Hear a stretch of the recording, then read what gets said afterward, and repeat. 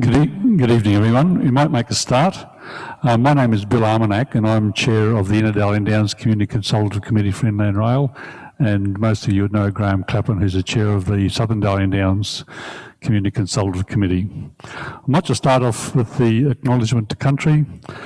I'd like to acknowledge the traditional custodians of the land upon which we meet today and pay my respects to their elders past, present and emerging, and extend that respect to Aboriginal and Torres Strait Islander people who might be participating in this meeting tonight.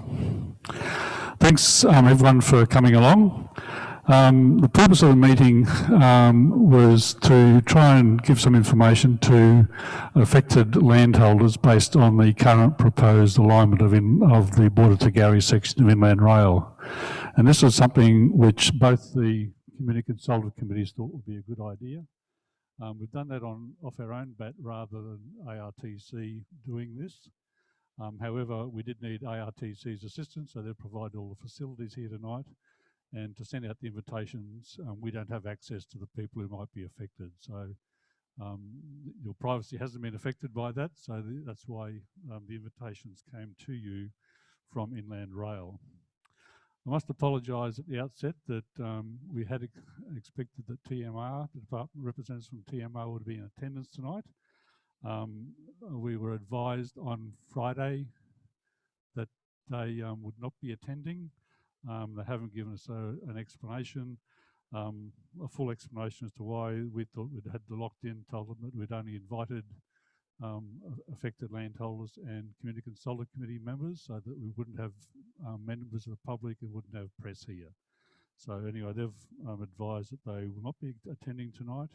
They have made an offer to attend other Community Consultative Committee meetings which might be held in future if so requested.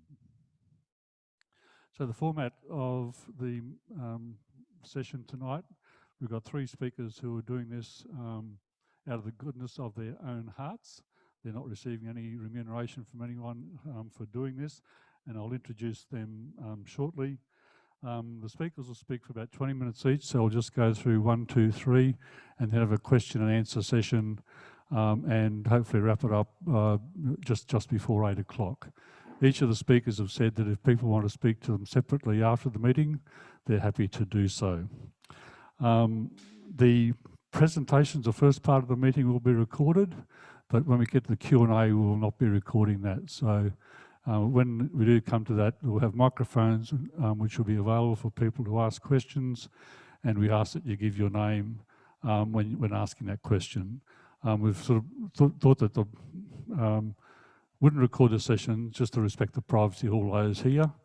And I'd also ask that everyone be respectful to the presenters and other people in the audience. The speakers tonight, and they'll be in this order, Adair Donaldson, who is a lawyer and he's a director of Donaldson Law. Tim Cavanagh is a valuer from and partner of Valcore Advisory, and Tom Delaney is a tax advisor and his organisation is Director Tax Proprietary Limited. We've chosen the various issues in the order of this, so to raise the issues which you should be considering when you are approached by ARTC and when there is a decision on the final route. So I'll just hand over now to the speakers and let Adair start. Thanks, Adair. Thanks, Bill. Thanks, Graham. And ladies and gentlemen, thank you for giving up your time tonight to come and find out more about what you're facing. Just a little bit about my background. I am a lawyer. Please don't hold that against me. For the last 24 years, I've been working in regional Queensland, started in Dalby and then to Toowoomba.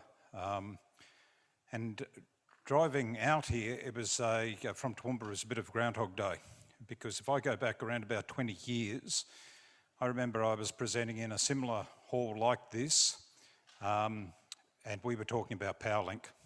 So some of you, your properties may have been affected by Powerlink, but going through that whole process again of what was going to happen. When I got asked to come and present, one of the things that gave me a great deal of confidence was because of Bill and Graham. Graham in particular, I go back a while. when we were out of Dalby, we first started dealing with coal seam gas and the energy companies coming in and the effect that it was going to have on land. And Graham was at the forefront of that back then and the impact that it had on his land. And one of the things I know, and I've got to say this right at the start, is the trauma of losing land and what you are going through at the moment. I get that, I understand that. I thought I knew it until going back a couple of years, we owned land at Oakey, and we received notice through no fault of our own that our land was affected by groundwater contamination. And then going through that whole process associated with negotiating in relation to your landholders' rights. And I talk about the trauma associated with it, what you're going through. So I know that you'll have a strong attachment to your land. I know about the emotional impact that it's going to have as well, and I can understand what you're going through at the moment. So some people, and I can understand that your local member has said that this is premature. I don't think it's premature at all, because what I've learnt is forewarned is forearmed. And one of the things that's causing you so much angst is the uncertainty and the unknown. You don't know what's going to happen. You don't know when it's going to happen. But if we can get through tonight, is if I can give you some certainty in relation to the process when it does come. I do believe it's going to come. Whether it's going to be this year, whether it's going to be next year, I don't know. But at some stage, it's going to come, and it's going to come on one of the routes, and it's more than likely you will be affected by it. So tonight, from my perspective, it's about giving you that information to give you some certainty so that you know what your rights are. Now, the other thing that I know is that I go back around about I think that I started first getting inquiries from landholders around about 2.5 years ago, where people were calling me and they were really concerned about what was going to happen. And I remember saying to people back then is, hey, what you've got to do is you've got to make sure you find out as much information as you can. All right, find out how it's going to, keep the lines of communication open. Information is king. But what I was seeing a lot from different colleagues, I suppose, is a lot of you would have been receiving mail-outs from solicitors that were contacting you 2 years or those and saying, hey, you need to be taking action now. When we go through and we talk about this, I'll tell you when I believe that you've got to start taking legal action and when that time is. But at the moment, it's about information gathering, because if I can get that information through to you, you're going to be stronger, and what it's going to do is take away some of the uncertainty, if that makes sense. That's where I'm coming from, and that's what tonight's about. So let's talk about the basics. All right, so what are we dealing? We're talking about they're coming through, they're going to construct inland rail for the transport supply chain. What they're going to do is they're going to compulsorily, and this is a tongue twister, acquire your land. And who's going to do it? Now, here's the first thing that you've got to understand. It's no longer going to be inland rail that are going to be involved with acquiring your land. It's going to be the state government. So it's going to be Department of Main Roads. Effectively, the Department of Main Roads, they're the client of ARTC. Does that make sense? So that they have been retained by ARTC to then be acquiring the land. And the land is then going to be held by the Queensland government. So it falls under then the authority of the Acquisition of Land Act. So it's Queensland legislation. It's going to be negotiating with the Queensland government. So who's going to be affected to have an interest in the land? Obviously a landowner, an easement holder, a leaseholder, a mortgagee or native title holder. They're the people that are going to be affected in relation to this compulsory acquisition process when it comes. Now there's two ways that they can enter into or acquire your land. The first one is through agreement, and the second one is without an agreement, and that is following the formal process. Now, obviously, and this is in my experience, is that what you want to be able to do is negotiate on your terms. And once that land, and we'll talk about the objection process and stopping it, and we'll talk about that in a moment, But you've got two ways that you can do this. One is that you can start entering into negotiations with them in relation to what the impact is going to be and try to negotiate the best resolution you can. Alternatively, you wait without an agreement and then you go through the process, which is the formal process. And the formal process looks like this. So what will happen, the first thing that you'll receive, and you should get plenty of notice about this, but don't get surprised when it comes. It'll be what's called a notice of intention to resume. It'll come from Department of Main Roads and it'll say that your land has been designated, and we'll talk about what's on that in a moment. You're going to have 30 days in which to object, okay? And I'll talk about the grounds for that in a moment. And I can see some of you taking notes. What I'm more than happy to do is provide you with a copy of these PowerPoint presentations if that makes it easier. Because if you're like me, my handwriting is just absolutely shocking. So what happens then is that once the objections have been done, it'll go through what's called a gazettal process. And then after that, that's when you start dealing with negotiation. And if you're unable to negotiate with respect to compensation, something that's fair, what happens then is it goes to litigation.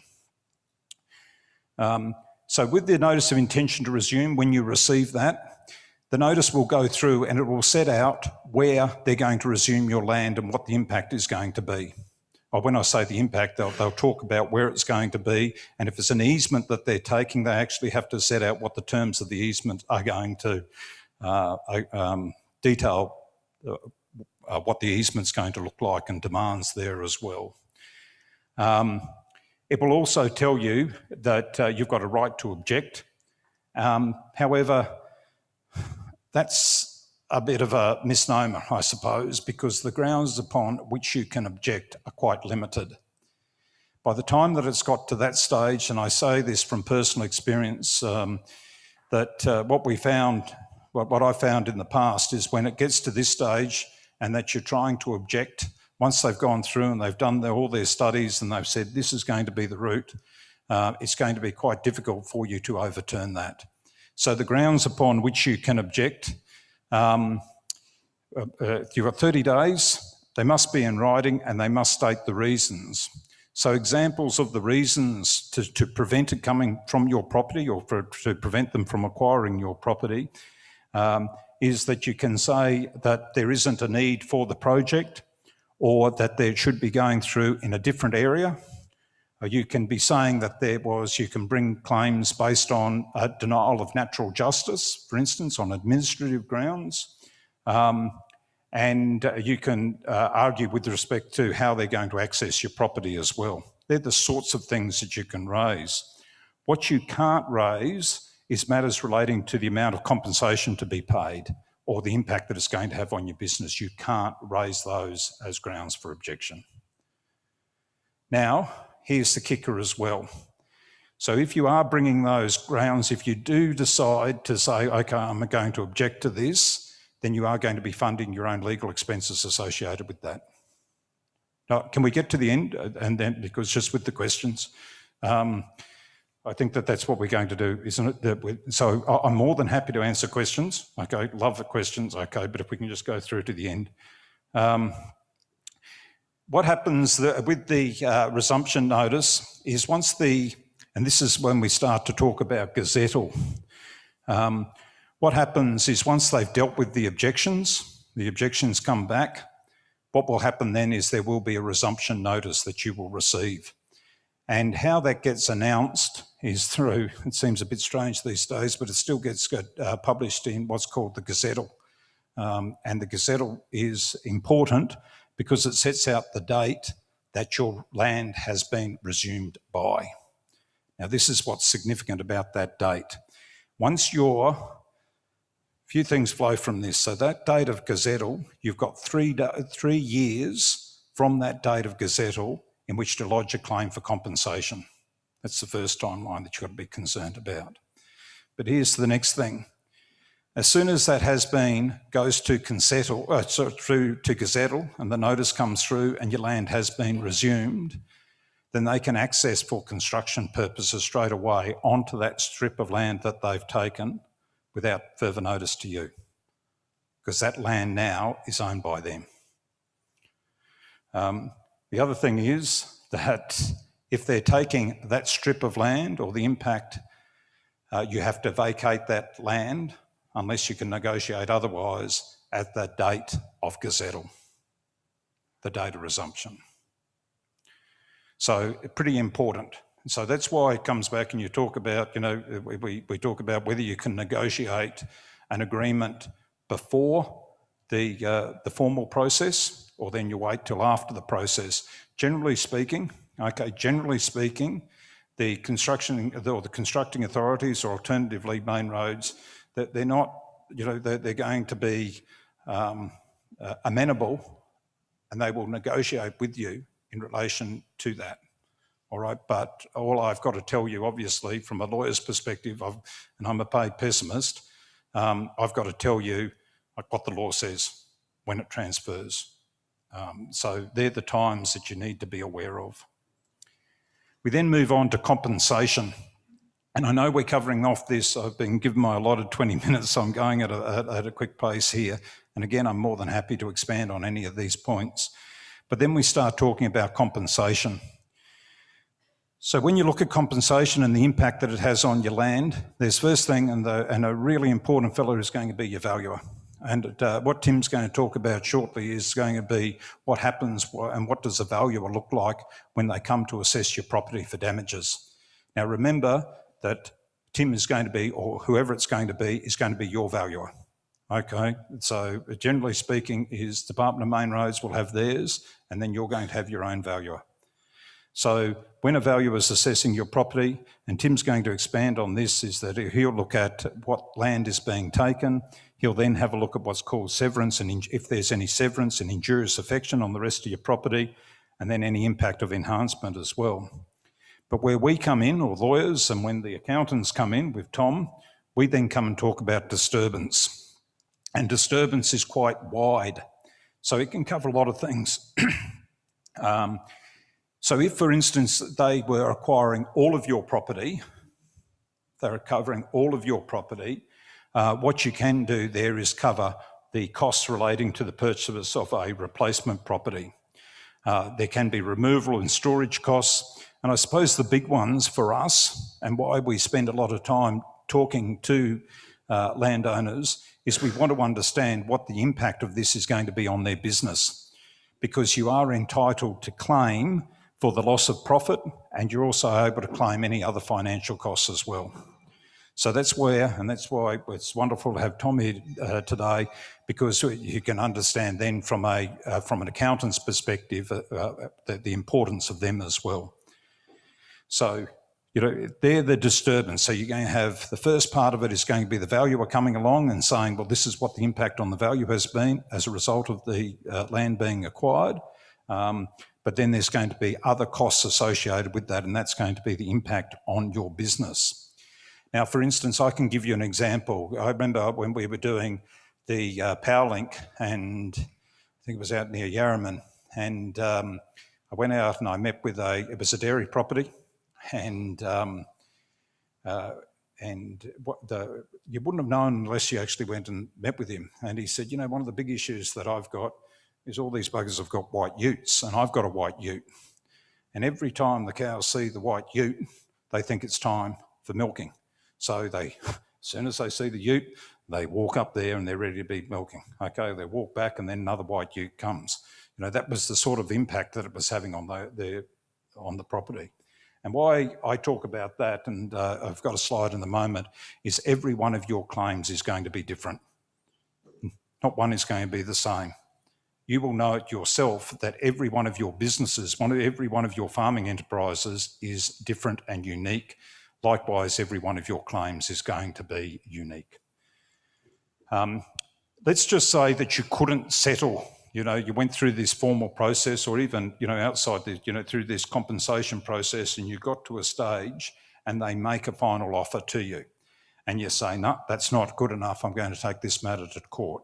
What can happen in that situation is that they will pay you that amount in advance. This is what can be sorted out. And then when you go to court, then you can argue why it should be a different amount or an increased amount. And if, for instance, you were to the court was then able to negotiate ordered a larger amount in your favour, well, you would then get interest on that amount, on that increased amount. Does that make sense? So I don't think I explained that terribly well then, but I thank you all for nodding your heads to say that you understood me.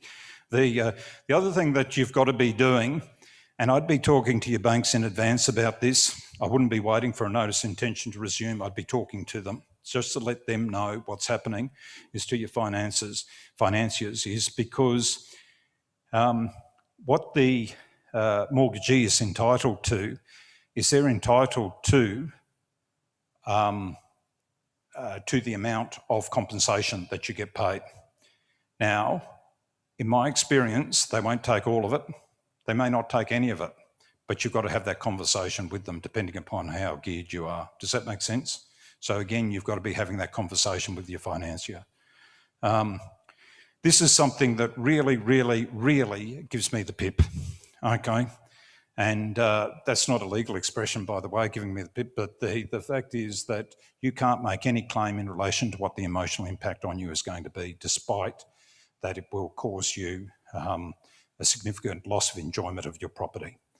That really, really, the law to me should have changed. So if you're on the other side of the border in New South Wales, and if you're under the New South Wales legislation, then you're entitled to a claim. It's what's called salatium, or loss of enjoyment of the property, which is a percentage of the amount of compensation. So, or it's similar to that. But in Queensland, we've got no claim under our Acquisition of Land Act for any claim for emotional impact. So I know that when you, again, I understand what you're going through, but the emotional side of things you are not going to get compensated for. So what that means is that perhaps that we have to be a bit more creative when you're putting your claims together. I'm not suggesting in any way that you should be, all I'm saying is that we've got to make sure that you cover off on everything. I almost got myself into trouble there, didn't I? So again, each claim is different. Legal fees, you'll be pleased to know that they will pay legal fees. So remember, one of the things I said to you before, that a lot of you would have received notices in the mail from different law firms, those sorts of things, saying act now. And I know that there was one that sent around that said, look how much we've achieved in different places. Now, the issue is for you that you will only recover your legal fees once a notice of intention to resume has been issued, or alternatively by agreement with them. You will not get legal fees. Otherwise, they're not required to pay you legal fees under the Acquisition of Land Act until a notice of intention to resume has been issued. But they'll also pay other professional fees as well. So obviously with a valuer, obviously with the financial and accounting.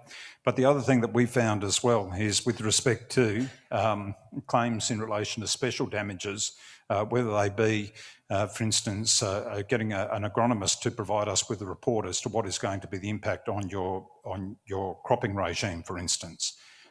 It may well be that we need to get an engineer in to talk about, if it's going to impact upon contour banks, those sorts of things. So again, they're the other sorts of professional fees that we're able to then get reimbursed if they are reasonable in putting together your claim. Okay, what can you be doing now? Right now, you be vigilant. And what I mean by that is that I know a lot of you will have had kitchen table talks with the people from Inland Rail. You will have had talks with the people. Some of you will have already had talks with people from Department of Main Roads. All I would say to you is that there is an information gathering session for you. Okay, you suck them for as much information as you possibly can get out them, and then you write down what the notes are, and then you confirm that in email. That's what I'll be suggesting that you do with them, confirming that. And that's not, I'm not saying anything negative about anybody from the organisation. That's their role. Their role is to provide you with information. That's what they're there to do. That's what they love doing, is providing information. So all I'm saying to you is just make sure that you're getting as much information as you can, because when you do go to seek legal advice, you can bet your bottom dollar that the lawyer's going to say to you, well, tell me what's been said to you in the past. Okay, what is the history in relation to this matter? Now, I think I've come up to my 20 minutes now. So, ladies and gentlemen, I'm more than happy to answer questions at the end. I'm going to pass over to Tim now, and Tim's going to deal with the valuation aspects and cover off on things that I've missed. Is that right, Tim? Thanks, Adair. Ladies and gentlemen. I'll just grab that. And yeah, like Adair, I'd just like to thank you all for coming out. Tim Cavanagh is my name. I've been in the valuation industry for about 20 years.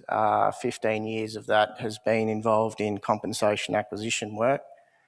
Some of the projects, sort of Adani Railway Line, Surat Basin Railway Line, Traveston Crossing Dam project, and Wandoan Coal project. So I've seen a fair bit of this work in the last little while, so hopefully I can provide you with some information that'll help you out.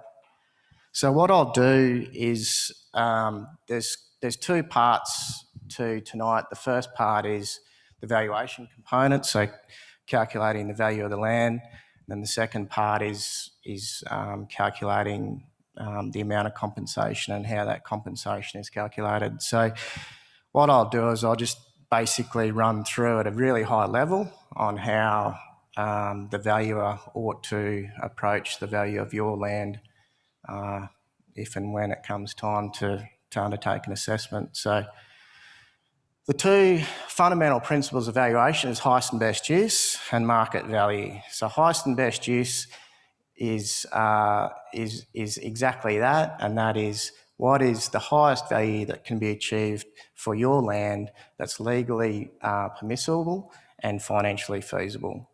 So to give you an example, if you've got a large house site in town with a single unit dwelling on it, it may not necessarily should be valued as a single unit dwelling. It could be valued as a unit site or potential subdivision. Conversely, in the rural context, if you've got clear grazing land that may have been cultivated in the past, then it may not necessarily be appropriate to value it as grazing land.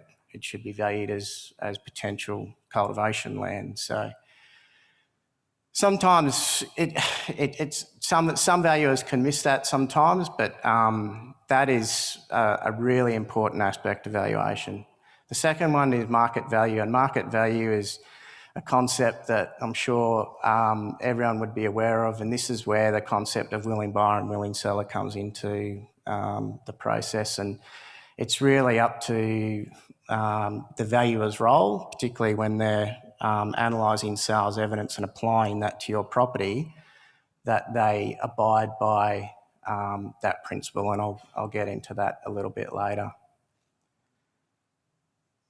So the valuation methodology that is preferred by the Land Court and was reiterated by the Land Court in a recent case in central Queensland was the direct comparison approach. So, and basically it's comparing like with like.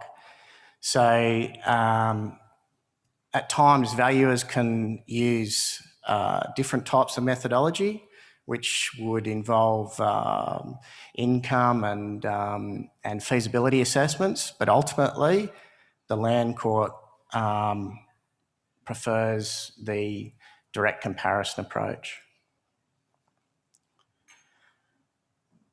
So coming to the assessment of compensation, so Adair touched on this previously, but they're basically the heads of compensation under the Acquisition of Land Act. So obviously the loss of land is included in the corridor. Severance and injurious affection, it's best if I deal with that in the last slide because I've got an example there. Enhancement's really difficult to prove, and it's been my experience the department will they won't entertain enhancement unless it's clear and really, really clear and it can be proven. But other than that, it's difficult. And disturbance, obviously, Adair dealt with that previously. So the way in which compensation is calculated, and this is the other approach that is preferred by the Land Court, is the before and after approach. So basically what that means is that the valuer's role is to go out there and assess the value of the property in the before position without having regard to any impacts imposed by the proposed acquisition. So whilst there's very little evidence in the marketplace at the moment to indicate that the inland rail is impacting land values, the before value can't take into account the impacts that that scheme may have if it does exist in the marketplace at this time.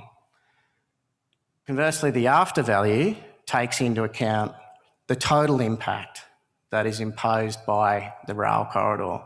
And the after value, the purpose of the after value is to take into account things like the loss of land, severance, injurious affection, and enhancement, if any.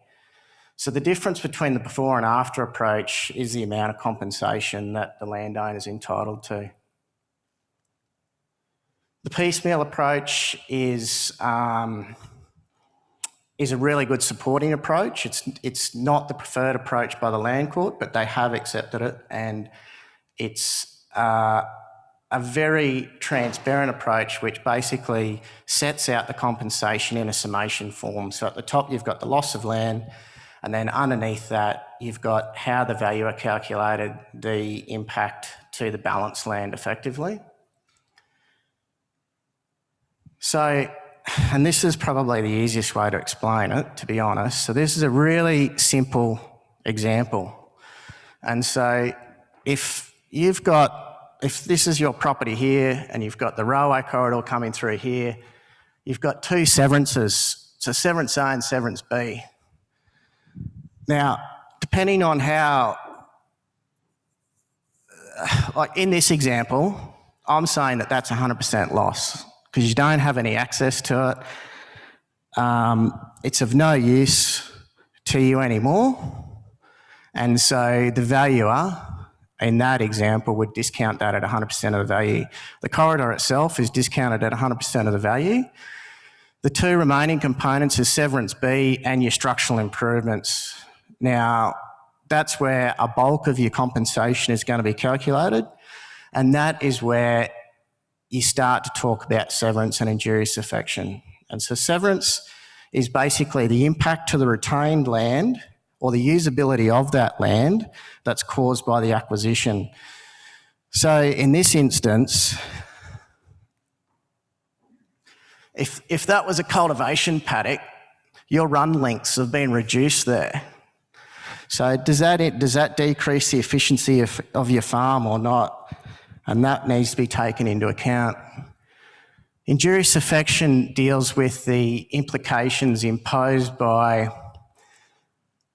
what the acquisition is being used for. So in this instance, it's a rail corridor, noise, dust, vibration are the common components to that injurious affection aspect. Other things that, I mean, obviously, if your dwelling is in proximity of the railway line and experiences those impacts around noise, dust and vibration, then absolutely you'd be discounting the added value of the structural improvements. What I would suggest is that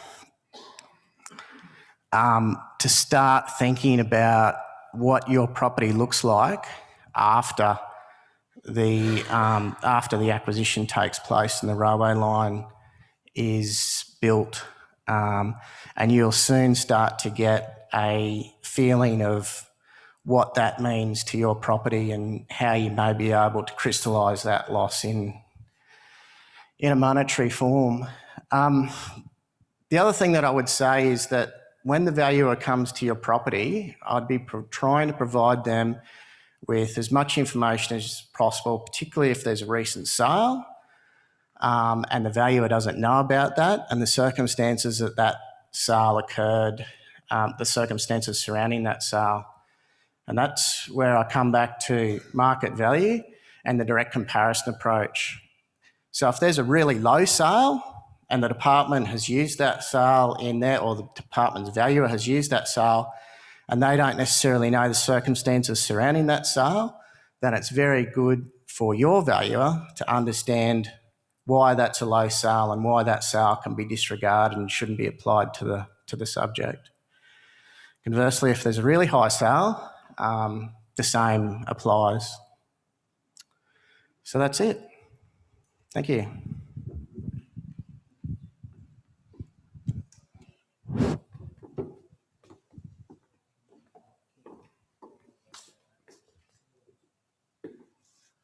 Good evening. I'm delighted to be here chatting with you this evening in Millmerran. Just a little bit more background in relation to what myself and my firm would do. Once again, just repeating my name is Tom Delaney, and I am a specialist tax advisor, and what I do is I work with about 70 different local accounting firms. So it's very likely that the accounting firm that you receive accounting and taxation and financial advice is that I work with those firms. Just like Adair and also Tim, I've worked on a lot of both the Delaney rail line, but also I've done a lot of work in the CSG space, where essentially we were looking at the impact of the CSG activity on landowners' property. My interest obviously is in the context of taxation. And while Adair and Tim have been talking about valuations and monetary amounts, from our perspective, or from an accountant's perspective, she or he will want to know just what does that mean? And very, very importantly, of course, the receipt of any individual amount must be taken in the context of your overall financial circumstance. So it might well be that you negotiate a compensation amount where a component of it might be a replacement of lost income because you were temporarily unable to use a particular piece of land. So that might represent an assessable amount.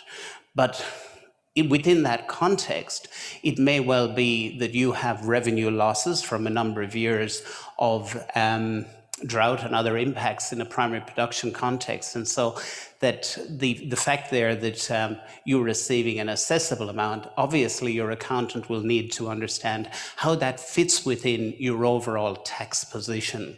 So even though we can have some certainty with respect to the taxation of compensation amounts, one still has to measure that in the context of your overall taxation position. I've got 8 slides I'm going to talk to you tonight about.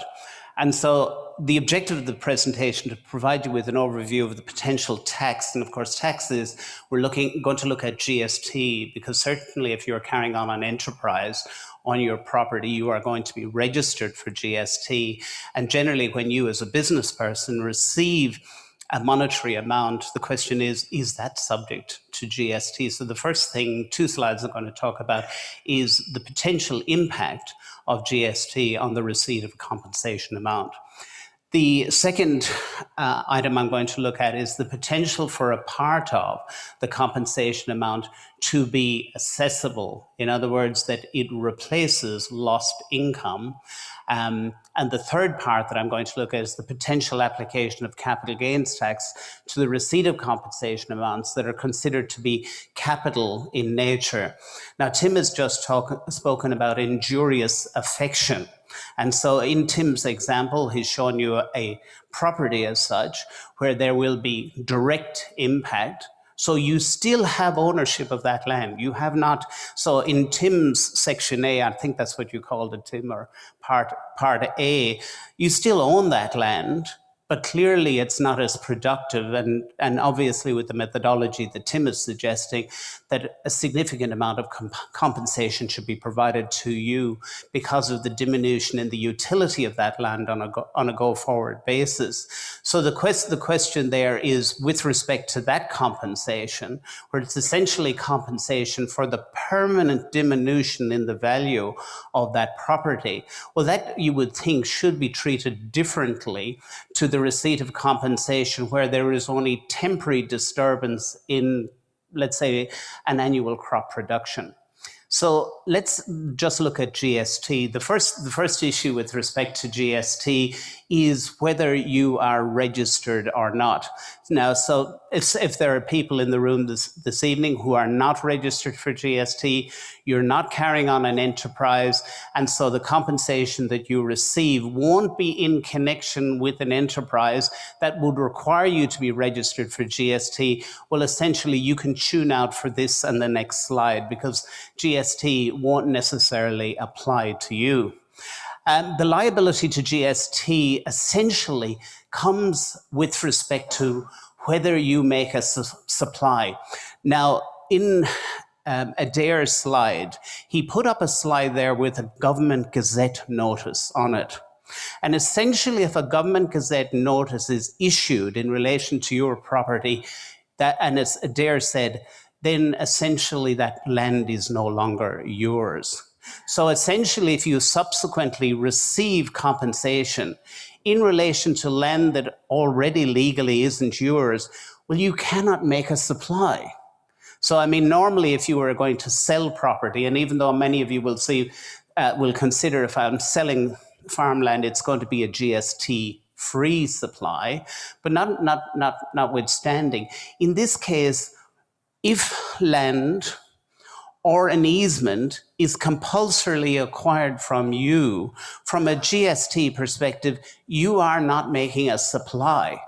And a core attribute of making a taxable supply, for which you would be liable for a GST, is that you make a supply.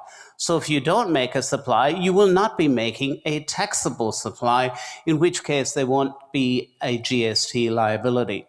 However, that won't always be the case. So the second last slide, I was saying, in many but not all cases, when compensation is received for damage to property, no supply will be made.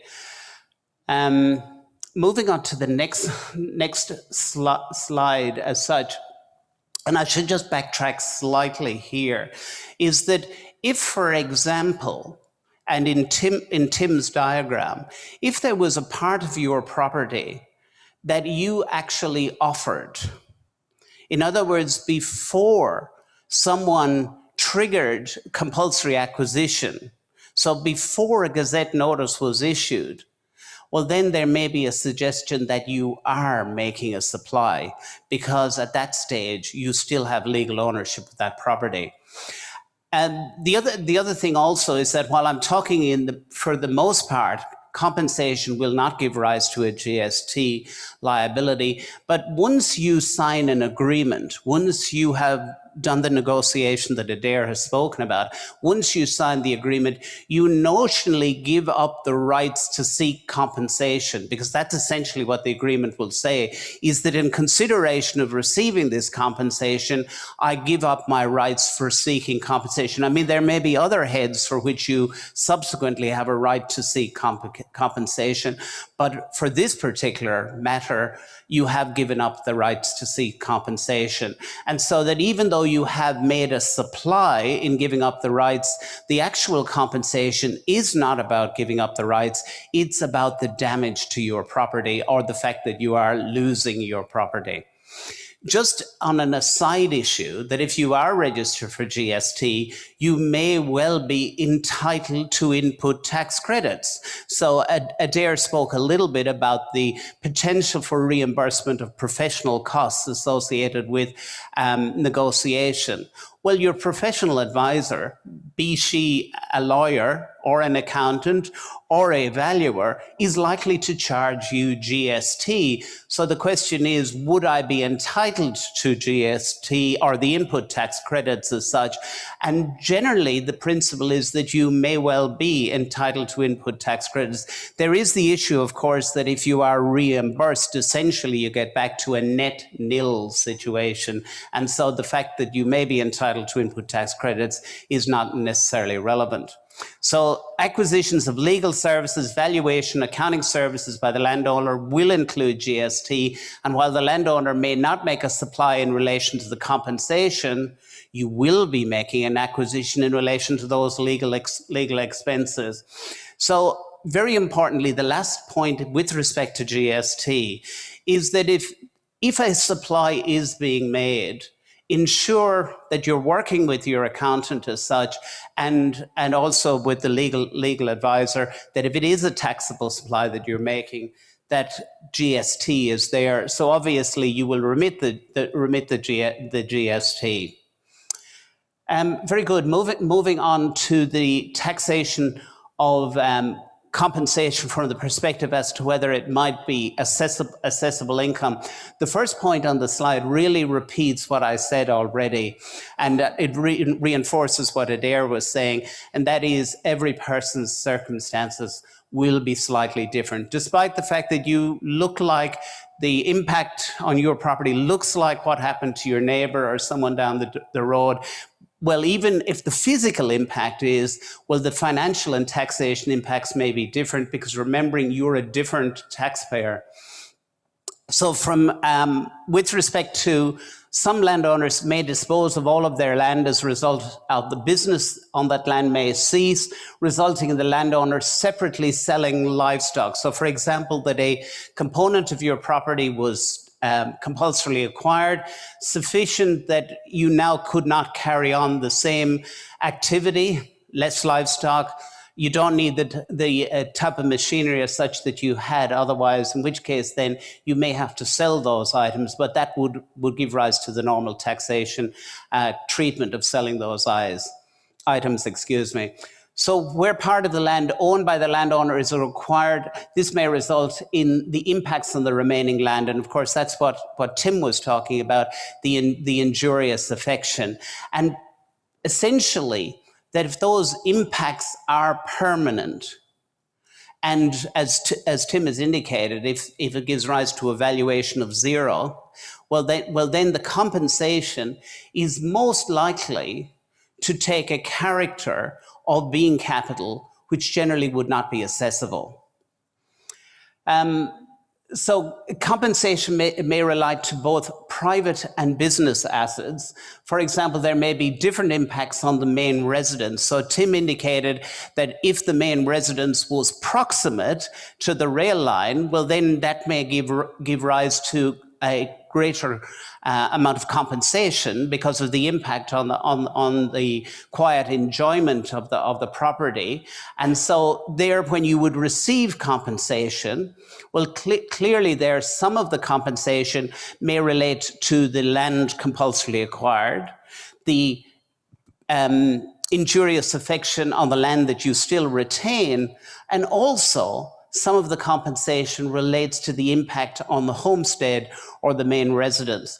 Now, from a tax perspective, generally when you would sell at a later stage your property, we would normally attribute a value to the main residence, and essentially the main residence, as you know, is exempt from tax.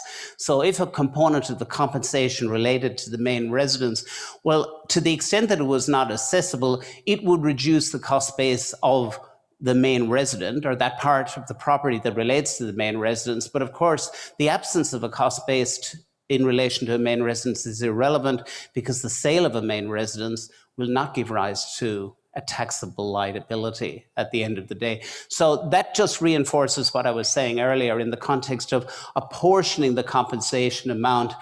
And Adair talked about the different heads of compensation, and and if there is clearly compensation with respect to the main residence will be treated differently.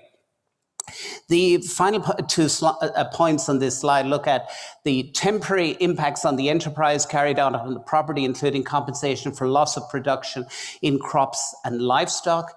Compensation may relate to permanent impacts on the land and enterprises carried out on the land. Tim alluded to the fact there that with that angled track of the railway through your property, it's likely to have impacts on the manner in which you crop that particular paddock in future. Just to give you a little bit of background, I've got two more slides in relation to income, and then I'm going to look at capital gains. Very simply, if you're wanting to determine the tax consequences of compensation, ask yourself the question whether what was the character of what that is replacing. So essentially, if the compensation relates to permanent damage, well, that's not a regular income amount. So you would think that that should be capital. And so that if you were receiving compensation for a temporary loss of income, such as lost crop production, well, the character that that's likely to take is of being of assessable income. So while the principle is simple and straightforward, problems arise where the heads of a compensation exist with no clear apportionment of the compensation of each of the heads. Now, it's likely that in certain cases you will just receive a lump sum of compensation, even though we know that some of it is for compulsorily acquired land, some of it is for injurious affection, some of it is for other impacts, and some of it is for lost production. You will probably find that your accountant will inquire from you and say, well, what is it for? And so there again, as Adair is talking about keeping records of the negotiation as such, and clearly be able to identify that component which is capital. So compensation amounts may be received in a periodic payment or lump sum. So in some cases, I'm not so sure what will happen with Inland Rail, but certainly with CSG, people received periodic amounts. And generally periodicity is an attribute of income, because I receive a salary every week, so it looks like income, it feels like income. But periodicity in itself doesn't necessarily mean that it is income, because it might just be the means by which, I mean, Tim just pointed out, or Tim and Adair pointed out, that you may receive an amount of money, and then subsequently, and then the matter is finalized to the satisfaction of everyone, then you might be there might be more money as such. So the fact that an amount might be received in pieces or having attributes of periodicity, that doesn't mean that it will be automatically income. Very importantly, with respect to determining whether something is capital, I have put in that taxation ruling, TR 9535, because that talks about, to the extent that the compensation is for permanent damage to your property, it will not be assessable. And generally what will happen is that it will reduce the cost base of your property.